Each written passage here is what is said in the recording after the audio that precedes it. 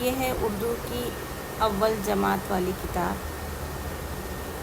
Basic کتاب ہے یہ، جس میں ہم اردو کو پڑھنا اور لکھنا دو بھی سیکھ سکتے ہیں آسانی سے۔ چلیں آج ہم ذال کی پریکٹس کریں گے۔ ذال، ذال، ذال سے ذخیرہ، ذال سے ذخیرہ، ذال، ذال، ذال سے ذخیرہ، ذال، پڑھیں آپ بھی، ذال، اور ساتھ ہی ساتھ لکھیں۔ پڑھنے کے ساتھ ساتھ اگر لکھنے کی بھی اگر آپ کی پریکٹس ہو جائے تو بہت اچھی بات ہے۔ ذال، ذال سے ذخیرہ، ذخیرہ، ذال سے ذخیرہ، ٹھیک ہے۔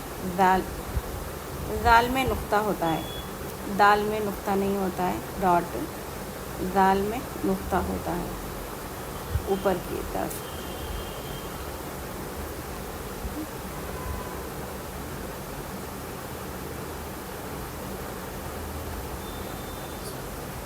چیزوں کے نام بتائیں